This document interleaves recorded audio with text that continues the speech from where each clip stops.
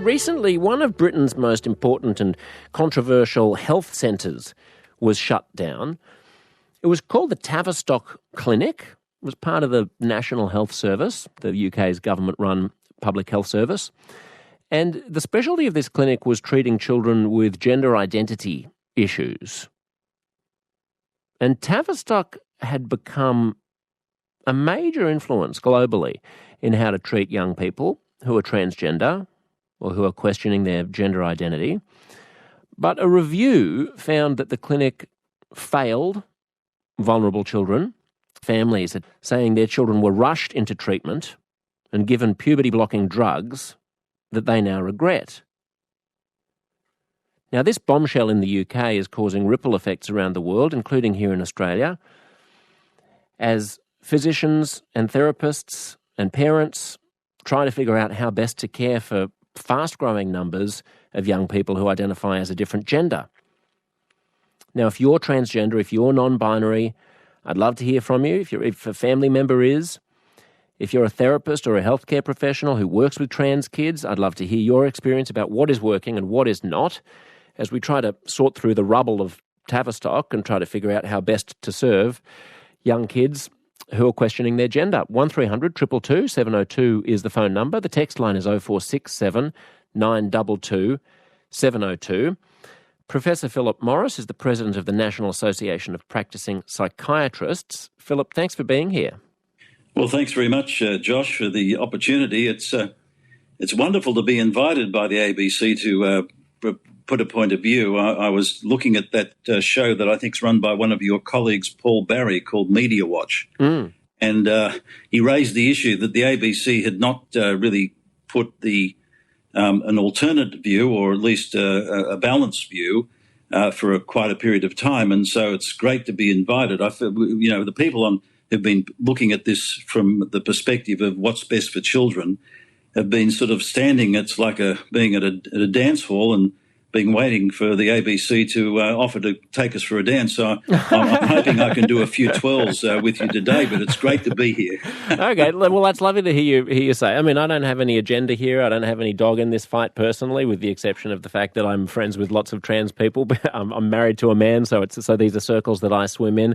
But I care a lot about whether or not we're doing a service or a disservice to young people who need healthcare. So I sort of agree with the sentiment that this is something that we should be able to talk about and we should be able to wrestle with, and hopefully with the involvement of trans people and the families of trans people, so that it's not just us talking about them. Yeah, I mean, that's exactly what we're coming from. This is an important issue, and particularly with the children and the adolescents that we look after, we want to make sure that they get the best treatment available. So what's the status quo? And that's been some question about that in the United Kingdom, of course. Yeah, and I mean, so you're speaking on behalf of psychiatrists. What is the status quo in Australia when a young person shows up to a doctor and says that they are the opposite sex?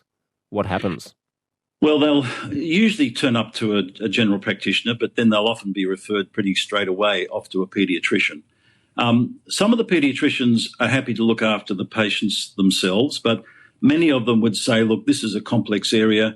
I've heard that there's a publicly funded gender clinic in our state, and they would then probably refer the patient on to the gender clinic. In New South Wales, of course, there was one that's been run out of Westmead Hospital. I think there's another one up in Newcastle. Most of the states have a publicly run gender clinic, usually running out of one of the big public hospitals that has a substantial paediatric and adolescent medicine unit. And the sort of mainstream standard for transgender youth care in Australia is a system developed by Royal Children's Hospital in Melbourne's gender service, the gender service at Royal Children's Hospital in Melbourne. Is that right? Well, they're one of the standout ones. They've actually published what they regarded as sort of standards of care. We don't necessarily agree with that, but other hospitals around the country and other gender clinics probably would say that, look, we don't follow that Melbourne clinic slavishly. We have our own approach to this. I know that there are slight differences between gender clinics in different states. But the Melbourne one was the one that sort of stood out because they have a very prominent paediatrician down there, and they've also claimed to put out some standards of care. So that's the one. And they call that the affirmation approach, which is different to the sort of more cautious approach that we're advocating for.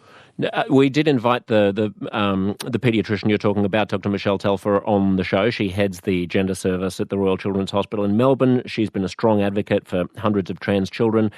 She didn't want to speak with us, but that's totally fine and completely understandable, given how much hysteria I suppose there can be around this particular the thing that subject. I wanted to say up front is that, look, we have colleagues, right across the country, and Dr. Telfer's one of them. I don't have a problem at all with the care with those doctors doing things that they believe in the best interests of their patients. There's not an issue about their commitment or their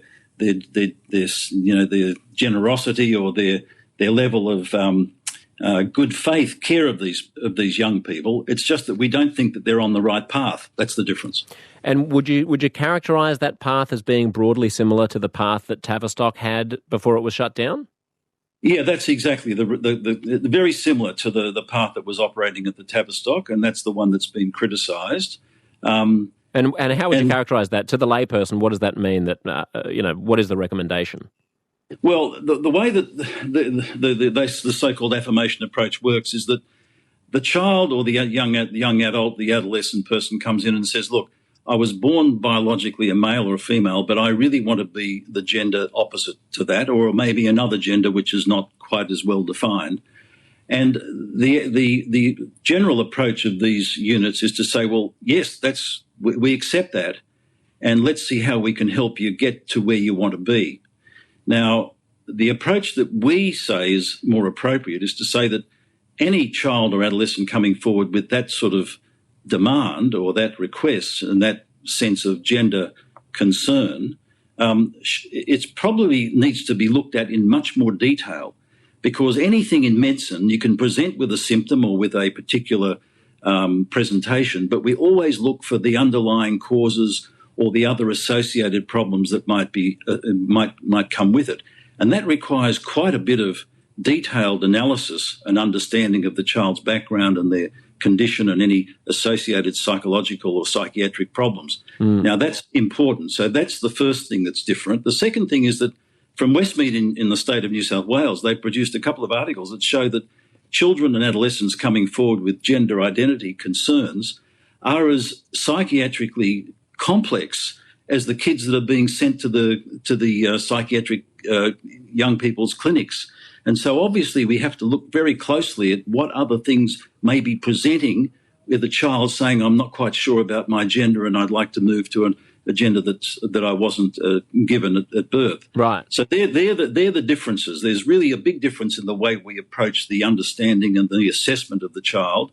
And the second big difference is that the Tavistock Clinic and other places would often lean towards giving the child or adolescent puberty-blocking drugs, which basically stops their pubertal development in its tracks. It doesn't stop other parts of the body growing, the brain and other things, but stops the hormonal changes. And then they then sort of ultimately go on to cross-sex hormones, and they have hormones of the gender opposite to their birth biology. And we say no.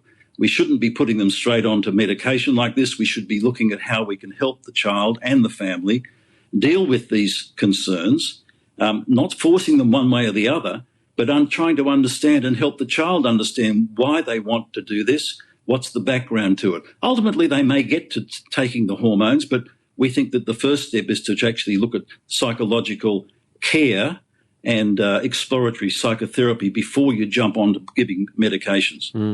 1300 222 702 is the phone number. I'd love to hear from you if you're a trans listener, or if you're someone in your family is trans, or if you have a child who has come out as trans. What has worked and what has not worked in the diagnosis and then the treatment, especially for younger people? That's what this whole controversy is about fundamentally. We're talking about this off the back of this controversial clinic in the UK, which is really one of the most powerful transgender youth youth healthcare clinics in the world, the Tavistock Centre, which was recently closed because an independent report found that it was not serving young people well, and now it's being taken to court by families who say that that the clinic was too hasty in putting their children onto puberty blockers and so on. This is raising questions and causing ripples around the treatment of transgender kids all over the world, including here in Australia. And so we're speaking with the president of the National Association of Practising Psychiatrists about his opinion and the thoughts of the psychiatric community about how to treat children who have confusion about their gender or who insist that they are transgender. 1300 222 702 is the phone number if that's you. Philip, is it true that asking about other things that are going on in the child's life is forbidden under the protocols of like the Royal Children's Hospital in Melbourne? I don't know what to make of the allegations that if a child presents saying that, say there's a 14-year-old who has been traditionally identified as a girl, and that individual now says, actually, I was born into the wrong body, I've always been a boy, and then the GP or the therapist says, well, is there anything else that's going on in your life, or are there any other underlying conditions? Should we look for, I don't know, maybe being on the spectrum or something like that, or whatever else might be going on? Are you experiencing depression or anxiety? That kind of probing is regarded as being essentially not kosher? Well, I'm sure that the people from the Royal Melbourne Hospital and all the other gender clinics would say that they would be exploring for those things as a matter of course. I think that they wouldn't be able to justify not looking at that because that's basic medicine 101. It's just a question of the level of depth that they do, and also the strength of if the child or the adolescent person wants to transition, how much is that sort of said, well, that's what they want, so therefore we've got to go there, versus let's step back from that and see that as a presentation that needs to be explored further. So I think most of the gender clinics would say that they were looking for other comorbid being other conditions that might be associated with this presentation. But we're saying that you really need to look very, very much closer. Now, one of the problems that we have is that some of the gender clinics might say, well, look, the child is very distressed and upset, and it's because they want to be the gender that they're looking to be, but their parents and others won't agree to it, and so they get distressed and upset. But we're saying that that's probably a small number of children. The majority of them, there'd be other things. It could be depression. It could be a difficult family circumstance. There might be violence or abuse in the family. The child may have an autism problem, etc. So those things need to be really, really carefully evaluated. And actually the advice now from overseas, for example, in Finland, the advisors to the government, the medical advisors to the government said that really, unless these medical and psychiatric problems are sorted out, the child should not be sent on to gender clinics for cross-sex hormones and puberty blockers. So they've even gone to the stage that the reason is that they don't think a child or an adolescent can hold a secure view of their identity if they have ongoing depression, anxiety, autism and other sorts of problems that need further treatment. Got it. Professor Philip Morris is with us, the president of the National Association of Practising Psychiatrists, just filling us in on the Australian context in the fallout of the closure of the Tavistock Centre, which was this big clinic in the UK, which was treating transgender young people. Melody has given us a call. G'day, Melody. Hi, how you going? Terrific. Go for it. Yep, I've been working with adolescents for the last 10 years, and I haven't seen any other presentation of young people of any other mental health condition who has so much of a say in what they think should happen. And I just feel as though, as a mental health practitioner, that I don't have the ability to be able to have a differing viewpoint. And that's upsetting for me because I care about my young people. And I feel like we could possibly be doing them a disservice because out of fear that we're going to be seen as transphobic. But even if clinically going down that pathway is not clinically indicated. Right. I see. So you don't feel that you can give the best clinical care for fear that that's going to be interpreted as you being bigoted towards them? Absolutely. And I love my young people, and it really upsets me that I can't give them what they need clinically for fear that I'm going to be seen to be actually unloving, and it's really tough. Thanks for the call, Melody. Good to hear your point of view. Liz, g'day. Hi, how are you? Hi, terrific. Go for it. Good. I'm the mum of a trans daughter. She's 16, and for many years, our daughter suffered really quite bad depression and anxiety, and it took significant assistance from a psychologist to get to the point where she was able to feel comfortable with sharing her gender identity for us, then socially transitioned, and then worked with a psychologist and a psychiatrist to get to the point where we moved to gender affirming hormones. But her depression and anxiety just did not get under control until she could move to gender affirming hormones, and Right. she's now living as a girl, happy, focused, doing well at school. And I don't know if she would have been around if we hadn't moved down that track. That's how bad her mental health state was. So I think it's complex, and you need to be working with a broad range of psychologists and psychiatrists. Got it. So are you suggesting that if the emphasis had been given on exploring her anxiety, exploring her depression, exploring all of these other issues in the absence of treating the underlying gender dysphoria or whatever you want to call it, that would have been insufficient because you needed the transition in order to resolve all of the other problems? Yep, absolutely. Yeah. And I think if we hadn't, as parents and her, with the support of her psychologist, helped her move down this pathway of gender affirming hormones, I don't think she'd be with us still. That's how bad her depression and anxiety were. Liz, I'm glad it turned out okay. Thank you. Thank you. Thanks a lot. Professor Morris, what do you make of that? Well, I think this just shows that it is a complex area, and the fact that some people sort of, in a sense, we put each other in boxes, you're either one side or the other, does a disservice to the beautiful and children that we're given responsibility to care for, both children and adolescents.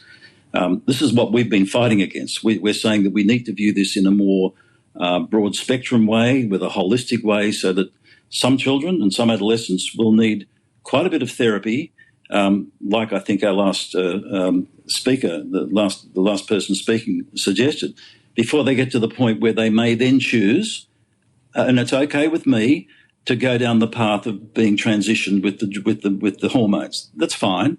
But what we're saying is that there's a lot of work to be done in the first place, and let's not jump into that straight away. So our responsibility is to provide the best care for our trans kids, and that best care means to use the techniques that we've been using in medicine and psychiatry forever, which is to look beyond just the symptom that presents and take into account the whole view of the child and the adolescent and their family and all the other things that are going on. That's what we're fighting for, and that's what we hope will start to happen now that, for example, the Tavistock approach is now being closed down, but they're going to set up other clinics in the United Kingdom, which they're saying is going to be more holistic and use this more broad spectrum approach, which we would endorse. Right. Professor Morris, it's great to talk to you. Thanks for your time. Welcome, and thanks for the opportunity. As I say, it's great to be back, given an opportunity on the ABC to present a point of view. Thank you. Always open to all perspectives. Thanks for speaking with us. That's Professor Philip Morris, who's the president of the National Association of Practicing Psychiatrists.